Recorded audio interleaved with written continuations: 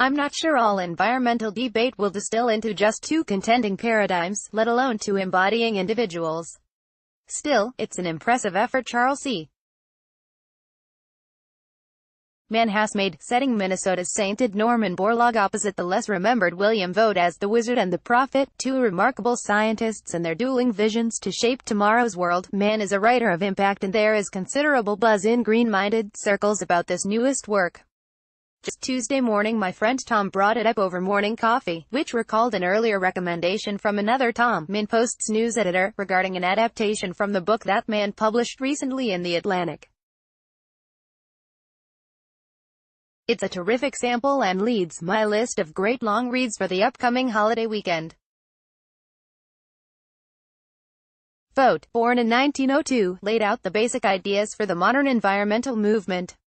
In particular, he founded what the Hampshire College population researcher Betsy Hartman has called apocalyptic environmentalism, the belief that unless humankind drastically reduces consumption and limits population, it will ravage global ecosystems. In best-selling books and powerful speeches, Vaught argued that affluence is not our greatest achievement but our biggest problem. If we continue taking more than the Earth can give, he said, the unavoidable result will be devastation on a global scale. Cut back, was his mantra. Borlaug, born 12 years after Vaught, has become the emblem of techno-optimism, the view that science and technology, properly applied, will let us produce a way out of our predicament. He was the best-known figure in the research that, in the 1960s, created the Green Revolution, the combination of high-yielding crop varieties and agronomic techniques that increased grain harvests around the world, helping to avert tens of millions of deaths from hunger. To Borlaug, affluence was not the problem but the solution. Only by getting richer and more knowledgeable can humankind create the science that will resolve our environmental dilemmas. Innovate. Innovate was his cry. Neither giant still lives to walk the earth, but their philosophies and followers remain in perpetual contention over how best to feed a world population now swelling toward 10 billion, the issue at the center of this piece. If you know Mann's book 1491, which shattered many a paradigm about the pre-Columbian Americas, you will correctly anticipate provocative thought and engaging prose. What Borlaug's methods of hybridization and cultivation did for wheat, Mann notes, what his followers did with new rice varieties. These swept through Asia in the 70s and 80s, nearly tripling rice harvests. More than 80% of the rice grown in Asia today originated at IRI, the International Rice Research Institute. Even though the continent's population has soared, Asian men, women, and children consume an average of 30% more calories than they did when IRI was founded.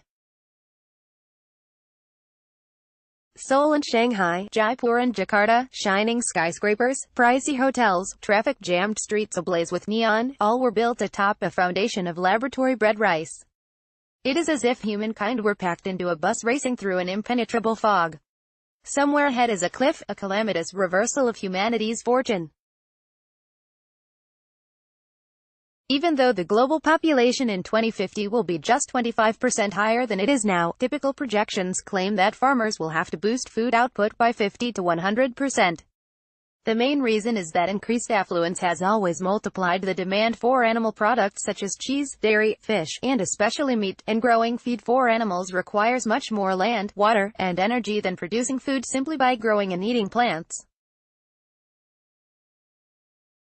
Exactly how much more meat tomorrow's billions will want to consume is unpredictable, but if they are anywhere near as carnivorous as today's Westerners, the task will be huge. And, prophets warn, so will the planetary disasters that will come if trying to satisfy the world's desire for burgers and bacon, ravaged landscapes, struggles over water, and land grabs that leave millions of farmers in poor countries with no means of survival. Wheat's manipulated history gets a cameo role in Cosmos magazine's look at contemporary efforts to speed the evolution of coral, in hopes it can outtrace the bleaching driven by global warming. Writer Elizabeth Finkel takes us to the Australian Institute of Marine Science, where everything is protected and thrillingly feral. Here a team of scientific wizards is evaluating 18 or so survival tools, from crossbreeding to genetic editing, from special feeding to relocation of resilient species, that might reverse recent staggering losses, particularly in the nearby Great Barrier Reef. Some are environmental modifications, larval seeding, shade cloths, underwater fans, that a bleaching expert likens to gardening on the scale of Italy. The reef's return to health is thought to be worth more than $50 billion a year to the Australian economy, Finkel writes, and only about one-tenth of that is from tourism. So the government is in a hurry to move beyond the usual approaches of controlling shoreline development, agricultural runoff and invasive species. Messing with the genetics or natural reproduction of coral of course brings pushback, Finkel observes, then notes. We have been assisting the evolution of species ever since we began domesticating crops and animals some 10,000 years ago. Today's wheat varieties, for example, bear little resemblance to their weedy ancestors. Coral, however, is not wheat. It is the keystone species of a wild ecosystem, and the ethos for conserving wilderness, forests, savannas, seagrass meadows or reefs, has always been to preserve, not change. On the other hand, long-held notions that the Great Barrier Reef was too big to fail, have been pretty much trashed by bleaching events of 2016 and 2017. Thus, the 18-month crash program at the Marine Institute and its remarkable indoor replica of the saltwater world beyond. Away from the crocodiles, sharks and snakes, scientists can safely carry out their experiments in what may be the world's most sophisticated simulation of the sea, the $40 million SeaSim aquarium, which has a state-of-the-art control room with the same design specs as those in a nuclear reactor. Scientists can observe remarkable things by programming the slow ramping rhythms of the sea, the waxing and waning of daylight and temperature, and the CO2 levels that climb gradually at night as plants cease photosynthesis and their consumption of the gas. The computers can also precisely simulate the deposition to fine sediments, a feat that revealed for the first time how corals shed their mucus coating like a glove to rid their surface of sediment. Before scientists unleash any evolutionarily fast-tracked coral on the reef, its impact will be simulated at SeaSim first. SeaSim may be safer than the waters of Cape Ferguson, but things get pretty feral here at spawning season. Once a year, generally on a November night after the full moon, corals spawn. On the reef it happens en masse, the waters turning cloudy with trillions of eggs and sperm. Before November, scientists from around the world pluck corals from the reef and bring them into SeaSim. But not every coral species joins in on cue. They may be out of sync by hours or weeks. So breeders will stay up all night watching and waiting for the first signs that the coral are about to eject their tiny bundles of sperm and eggs. They collect the bundles, strain the sperm from the eggs and wait for the next species to spawn. It's a harrowing wait. They have only a couple of hours before their captured sperm and eggs die. In Russia, buildings are sagging and crumbling. In Greenland, a wildfire broke out last year. And in Alaska, entire villages may be relocated because the land upon which they're built is no longer trustworthy. All across the north, the very ground is changing, and the buildings and roads built upon the thawing permafrost are shifting and cracking.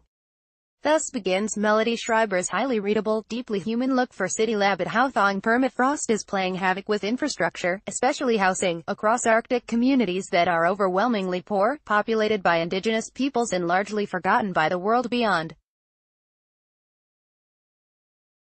Places like Akalki, a community of 7,500 that is both the capital and only city of size in the Canadian territory of Nunavut, total population 38,000, 90% indigenous. Rentals here are at New York City rates, $2,000 a month for an efficiency, $3,500 for 2 bedrooms. A warehouse manager she meets has been waitlisted 5 years for a vacancy and lives in a homeless shelter. Government and company subsidies keep the rents high, softening ground keeps the supply of new housing low. You won't find a better explanation of permafrost mechanics than here. The main problem has to do with soil moisture. When water freezes, it expands, so the ground rises. Conversely, when it thaws and the soil contracts, the ground sinks. Permafrost in many places across the Arctic is now locked in a pattern of thawing and refreezing each new season, when once it remained steady. The ground rises and sinks with each change in the weather. Across the Arctic, roads and buildings buckle along with the ground. Russia is home to some of the largest cities in the Arctic, which are undergoing profound changes because of permafrost thaw. In the coal mining town of Vorkuta, about 40% of buildings have become deformed from changes in the ground. In Norilsk, the largest city built on permafrost, about 60% of buildings have been damaged by permafrost thaw, and 10% of the houses in the city have been abandoned. Most of the changes happen gradually, but they can render buildings dangerous once they begin. A few years ago in Norilsk, a cement slab broke a doctor's legs when a building shifted and crumbled. There are remedies, all of them expensive, pilings sunk deep into the ground. Screwjacks that can raise a building when the permafrost sinks, lower it when the ground comes back up. Oh, and aggressive removal of snow cover in the Arctic because its blanketing effect slows refreezing. But there are downsides to reducing Arctic snow cover, and one of them is at the core of an impressively large, if not entirely persuasive, effort to restore a portion of eastern Siberia to the grassland taiga, tundra conditions of the last ice age. Complete with woolly mammoths. I speak here of Pleistocene Park, as rendered for The Atlantic by Ross Anderson, the magazine's senior editor for science and technology, with a blend of vigorous reporting, professional detachment and incompletely suspended disbelief.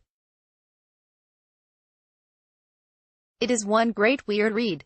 The 22-year-old park project is the fond dream of a father-son pair of Russians named Sergei and Nikita Zimov. It is also the oddest of the so-called geoengineering strategies you are likely to encounter, at least among those to which any significant effort has been expended. Its underlying logic goes like this: the best way to reduce the rate of global warming is to reflect more incoming solar energy back toward the source. One large-scale way to do that is to level heat-absorbing wooded landscapes in the far north and return them to shallow grass cover, covered in winter with snow.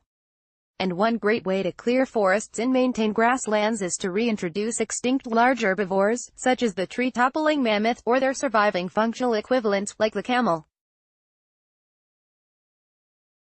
Which, not incidentally, would tend to increase admissions revenue from park visitors. You ask, can mammoths really be brought back, as the Zimovs suggest, by injecting DNA from an ancient carcass into the egg cells of living elephants? Stay tuned on that. In the meantime, go out for a little motor tour with Anderson and host in a part of the world where, fairness requires it be noted, people still stumble on frozen mammoth remains with flesh and fur intact. Nikita Zimov's nickname for the vehicle seemed odd at first. It didn't look like a baby mammoth. It looked like a small tank, with armored wheels and a pit bull's center of gravity. Only after he smashed us into the first tree did the connection become clear. We were driving through a remote forest in eastern Siberia, just north of the Arctic Circle, when it happened. The summer thaw was in full swing. The undergrowth glowed green, and the air hung heavy with mosquitoes. We had just splashed through a series of deep ponds when, without a word of warning, Nikita veered off the trail and into the trees, ramming us into the trunk of a young 20-foot larch. The wheels spun for a moment, and then surged us forward. A dry crack rang out from under the fender as the larch snapped cleanly at its base and toppled over, falling in the quiet, dignified way that trees do. I had never seen Nikita happier.